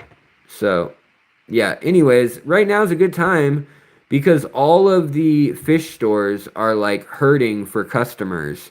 And so right now is a freaking awesome time. 12.99 for the Tiger Wild Oscars. More rice fish. Also, the Burmese lizard hill stream butterfly. I love these. Those are really cool. 46. Look at these koi. The Mayan butterfly koi. So cool looking from above. Oh my gosh. And then here's a normal bosemani. Looks pretty boring compared to the Ave Creek, huh? Here's some butterfly or some angels for 10.99. Somebody asked about angels, so I'm just checking for them. Don't have a whole bunch of angels right now. Oh, and they have the samurai guramis. These I love. 6.99 is an absolutely absurd price. Man, I am ordering those. I've never seen them that low ever. Are they already sold out? No, no. Okay. Um, yes. So I'm ordering those. I shouldn't have even showed you guys those. I want those. Plus, they've got like bettas. Obviously, they've got shrimp. They have so many things there. Right now. They're kind of back into the way they used to be with like carrying a whole store load of stuff like they should. And for a while I was kind of like, guys, what is going on? Stephen P, what's going on, buddy? Dizzy Drake. Do they ship to Cali? Of course. Moonlight Aquatics ships to Cali and they ship to Hawaii and Alaska also and Puerto Rico. And then Aquatic Arts and Dan's Fish will ship to Cali, no problem. And I think Dan's Fish can ship to Canada, but I don't think they are right now. But we were just talking about it, Chang and I, who owns moonlightaquatics.com, and he was saying that he wants to get on staff a veterinarian so he can do the paperwork to ship to Canada. It's like 200 bucks an hour usually to do that. But interesting. Just Joe, Alaska mentioned, yeah, he'll usually send them up most times a year. He'll send them, especially to Anchorage or like Fairbanks. Now, if it's some address way out in the sticks, he's probably going to say you're going to have to go to your local UPS pickup that's like 1 day flight from a whatever, Anchorage is. Mm. What is my Corbin Brown? It's like Corbin Dallas. Um, Drizzy Drake. You really got a Drizzy Drake screen name right now? I mean, I'm just wondering if everybody's like, "Oh, I'm Kizzy Kendrick and I'm coming for you" or anything, with how much insanity's been going on there. Because it's not Drizzy Draco, which then I'd understand it differently. But what is your favorite American fish? Lepomus gibbosus. Gosh, today, Junior. Gibbosus, which is the pumpkin seed. I love that one. I also like the long-eared sunfish. Really good. N4B4. N4 before. Hello, good morning, 6 a.m. So where are you? London? London. London calling. I enjoy how much you love the fifth element. I tried to name my son Corbin, but my partner stopped me. Oh, the Netherlands. Ah, nice. Holland, the land of the sinking windmill. It's because I used to do Call of Duty videos, and my OG user, because I used to bump him 2017 when I started. Ah, gotcha. Yeah, you got to stick with whatever works. I hear you. New friend. I had a friend who lived in Seldovia, no road access. Yeah, that sounds like a made-up Balkans country. Seldovia. It's like something Borat would like go make fun of. I'm from Seldovia. No, that's some like Nome or Fairbanks.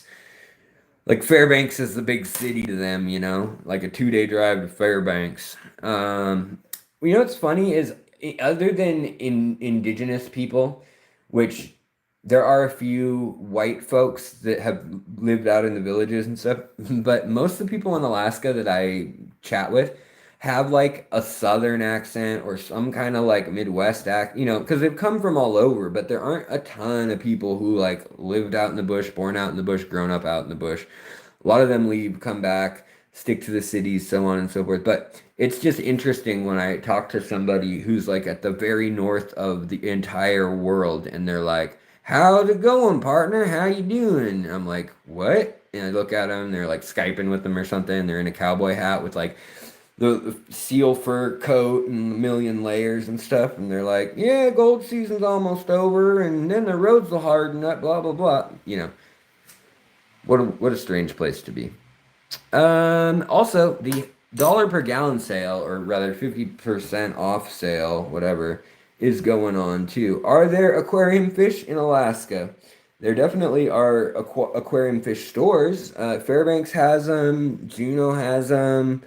There's hobbyists also that kind of use their house as stores in a few cases. But mostly it's Anchorage. It's all about Anchorage. Ketchikan.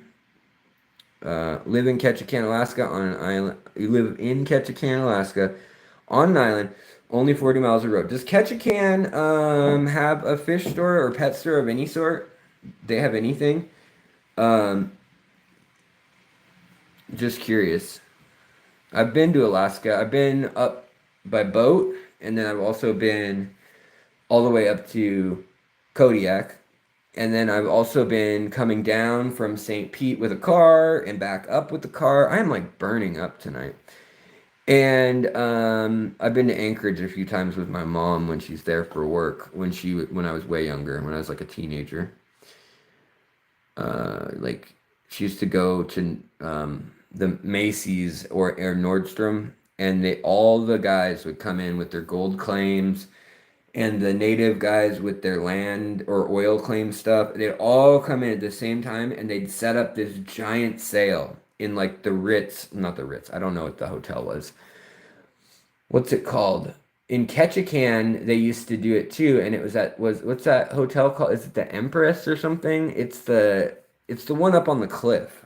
The only major hotel that's like up a crazy cliff. You have to take like a 300-foot elevator. I don't know. That might be an exaggeration. But you have to take a crazy elevator up to this hotel up there. And we used to go up there, and in like Nordstrom, they'd bring like their shoe salesmen, they'd bring their suit tailors, and they'd bring all of that. Cape Fox Lodge. Yep, that's it. Sorry. I don't know why I said Empress. Um, and they would bring all that stuff. Like in the 90s, we used to bring all that stuff up there, and then they'd come in right during that same week or month of payment, and spend 20, $30,000 in one go sometimes. Like people would, it was crazy the kind of money that like owners of mines or timber or whatever it may be, owners of big business, owners of big independent business in Alaska, always quirky, and they always had this big sign that said, the goods are, or the odds are good that the goods are odd. um, oh, cool. Alaska Coral and Fish has a live stream on their website. That's cool. Greetings from Australia. I've never seen snow. Hey, Steven, right on. Or Stefan. I'm assuming Steven. But I feel for you. Snow's pretty cool. I've been living in Cambodia for the last 4 to 5 years. For time to go collect some wild specimens from the Mekong. Right on. Yes, incredible, beautiful fish there. I would be so jealous, Dijon. So jealous of you right now. You are making me get all excited, the fact that you're there. Thailand, Myanmar, Cambodia, Laos, Malaysia, all these places, I just have been really wanting to go see. Lady Diane, hello. So good to see you, my dear. You caught some wild Posilia guppies? Some sort of live bear. Right on. That's very fun. Mm. The other day on the live stream, I was showing the Mekong rice fish, and the Mekong rice fish are less than half an inch fully grown. Pretty wild. Um, I'm waiting to meet a Steven who goes by Stefan.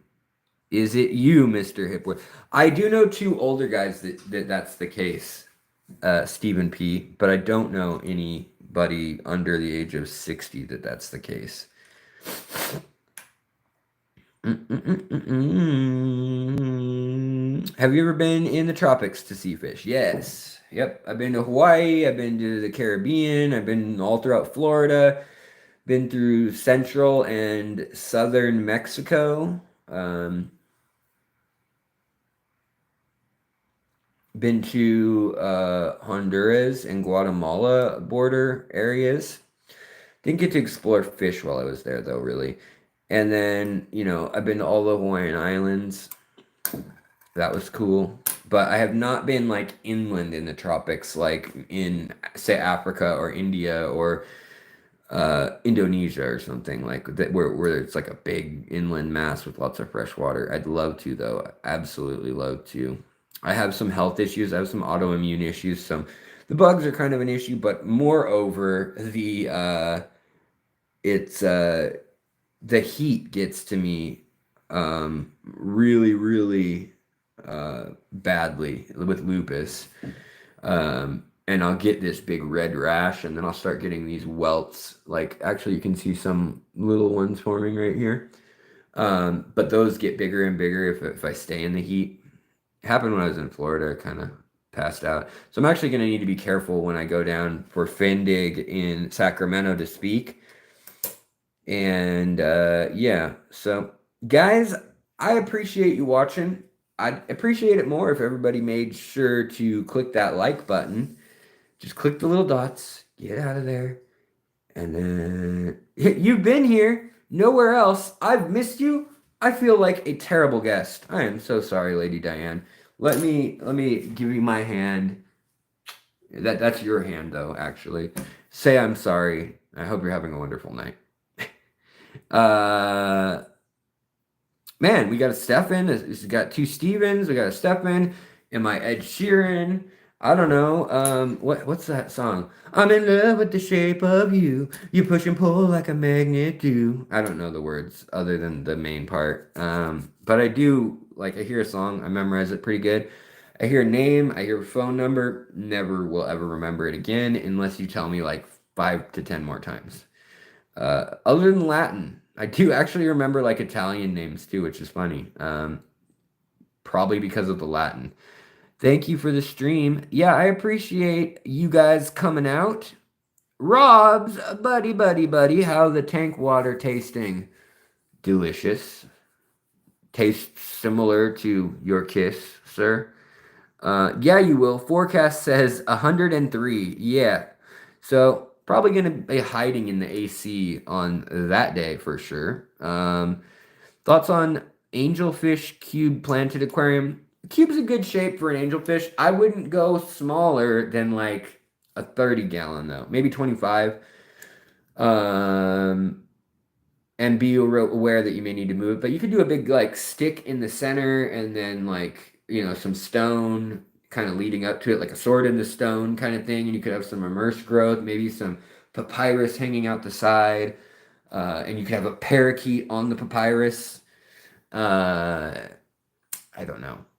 And then you could have a dayglow gecko on the piece of wood, and the dayglow gecko and the parakeet would have a charming relationship where no one ever gets hurt. I'm for it. I say you try it. Definitely. See, I can heart Rob's super chat. That's weird. I couldn't heart the other ones, but I can heart this one again because I heart it. 3 rice fish species. Most interesting was the Javancus. A very small island with no fresh water, chilling in the mangroves with some checkered gobies. Very cool. Probably awesome shrimp and stuff there too. Nathaniel, no, now I wonder what tank water tastes like. It tastes like a little bit algae, the way like algae and botanical smell, a little earthy, a little grass clippingy. If you have a good healthy tank, I've not gotten more than just a drop or two on my mouth, in my mouth, like with my talking with my mouth open while I'm gravel backing or something, or the siphon thing back in the day, which I don't do anymore. Just saw a 60-gallon cube today. That's cool. That's really cool. 40 cubes are deceptively small. They are. Um, and that's like really like probably the best size for if you're gonna do well, you could do 5 young ones and then appraise it as it goes on, but like probably want to do a pair of angels in there in the long run and then some schooling fish. Could put one of those plastic stacks you were showing. Yeah, you could. I think, not to be mean, I don't think those are super attractive, those stacks, for like aquascaping. But for breeding fish, like in a 40 breeder where I don't have plants, that's where I love the idea. I just don't love the like synthetic look of it. I don't know how like the ones I've seen grown out, they're not like the most charming or cute thing. But it's better than no plants. That's 100% true. And it's easy. So if you had cichlids and you're wondering, are they going to tear up my plants? You could put that in and find out. And then if they do, just pull the whole thing out.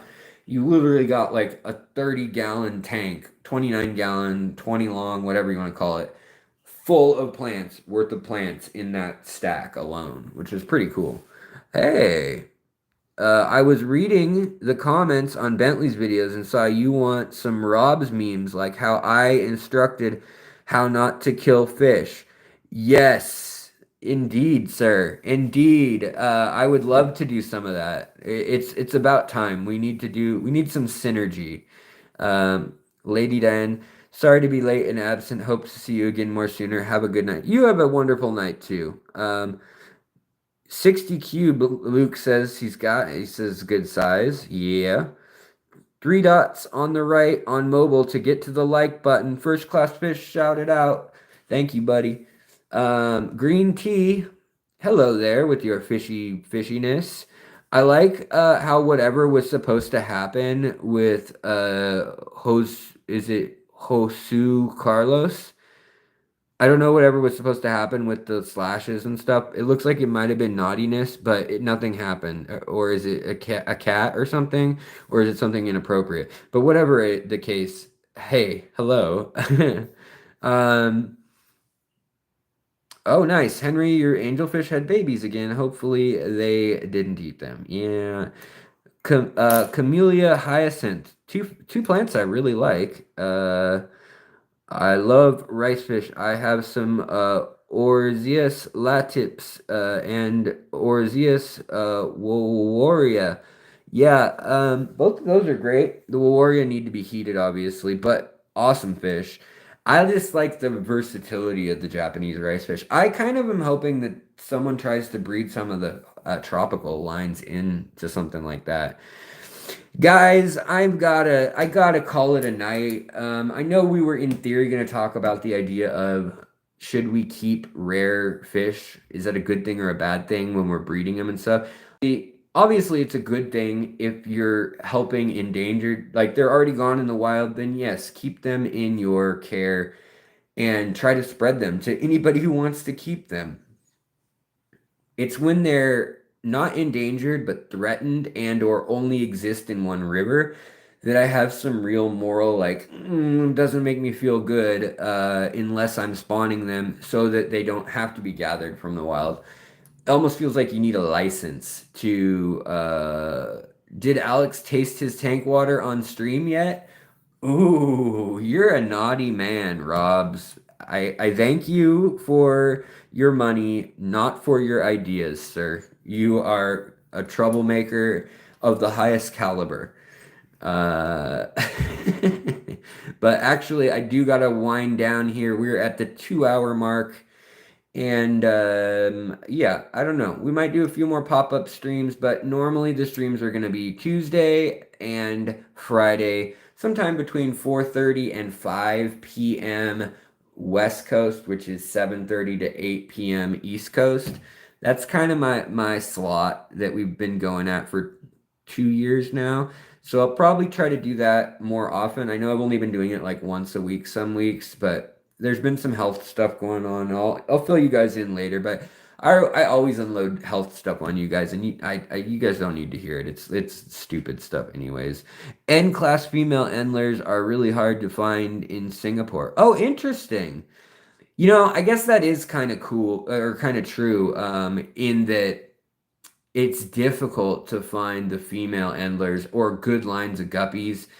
Um, the breeders keep them and they don't want to let them out because they don't want to let you make money selling them. They don't want to be a free for all. Yeah, that's a bummer. But with the N class, you'd think they would. I mean, just to be nice or kind.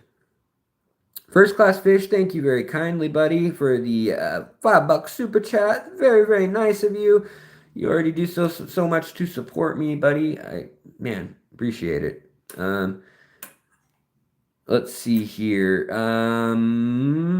Community, any problems include your health? Oh, well, I appreciate that, guys. But Jeff Kane walks in the door right as I'm about to close it. Of course, that's how it always goes. One of my favorites always has to come in whenever I'm about to salute y'all and put on the test signal pattern for the night. But yeah, Robs, let's get together and figure out something soon. This coming week, I've got to get ready for Findig, but like when I get back from Findig, so the 24th, 5th, 6th, 7th, 8th, 9th, all that's great to work together to do something. That would be super rad if we could plan something for then. Let's figure it out. I know you got a baby and a store and a car and welding and fighting crime and things. All right, guys, have a wonderful night. I really appreciate all y'all coming out, hanging out.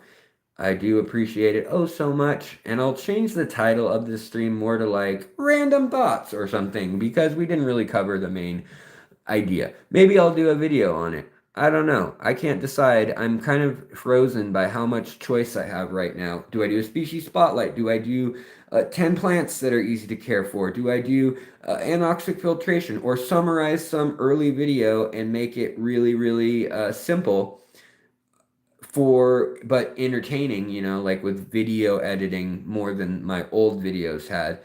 Or do I do some crazy tangent that I have a folder full of that like every day I read about some, ichthyologist. I've wanted to do stories on ichthyologists in the hobby. The thing is, nobody knows their names other than like 5 of them. So nobody's going to click on their name. But maybe if I can spin it into a story that somehow vibes like the man who discovered tetras or something, the man who named all tetras or, I don't know. I'm just ranting here, but feel free to let me know in the comments what you think. Robs, thank you so much for the $2 super chat. You are ridiculous. Kisses to everybody. And I just want you guys to know something kind of embarrassing.